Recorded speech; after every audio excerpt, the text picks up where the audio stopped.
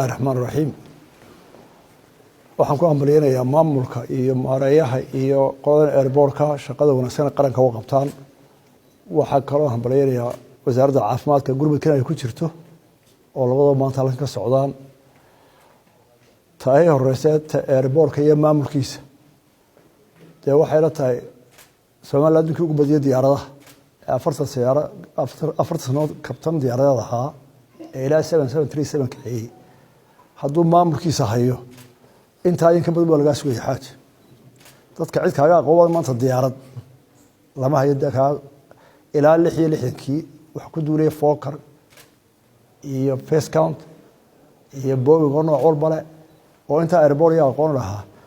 ummaddu maanta waxay gaas hal badan uga tagto dad badan tababarto siyaalo badan oo kala duwan sharciyada garoonka muxuu yahay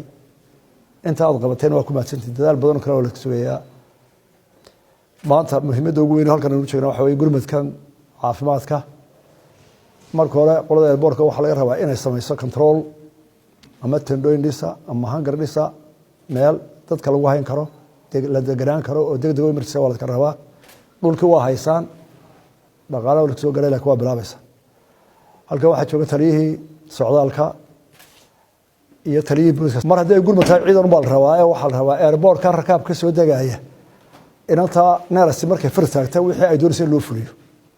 qofka aan eegno wala iskariix xayarantay yana wax shoonays marka waxa loo baahan yahay taliyaha immigrationka iyo booliska iyo ciidamadu inay aad gurmadkan u galaan oo baastarska soo degaya ay controlkooda qof walba in la hubiyo Axmed ayaan kale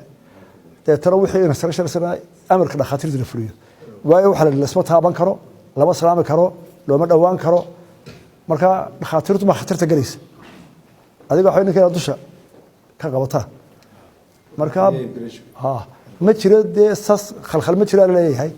khalkhal ma jiro laakiin amar baa jiraya ila wax walba laga baqayaa waa inuu halka wadadu sidii la falay wax u fulaa dadka kale ee ama soo dhaweynaya ama cusbaalka shaqeynaya inta ay dhaqaatiirtu u xadideen soo dhaafa waan ku ekaada ila khatar loo gali maayay dadkeenu hadii jeer waa kuwan dad jeegjeela una isu dhawaadee amar diiday ee waxba jiro marka waxa laga rabaa dadka hawsha maamulka iyo shaqaalaha airportka qofka caafimaadka dhakhtarka ay arintan khatarta ay soo galaya waa in ishaaradiisa la baqa halka qofku joog xarig qofka meel loo xiro si aanu nabadgelyadeena u qabano taynu halkan maanta u nimid inaan ummadda gaarsiino waata khatar inama soo gaarin laakiin adduunku waa isu furay marka inuu taxadir fara badan oo aan cunuf lahayn ee maamul la galo ayaa laga rabaa oo bartan jiro walkii laga soo bilaabay laga soo galay nidaamka raacdaan dhakhtarada halkan waa kala dhisay emergency tendooyin keenaya waa la dhisay gurmadkana diyaar baa loo wixii gurmada saacada hadii aan dhaqaaqno inta inta tahay kawashkash gelmin waa dalku mar walba emergency u leeyahay dalku mar walba emergency diyaar buu yahay dagaal baa dhici kara dhibaato duufaan baa dhici kara dhulgariirha dhaca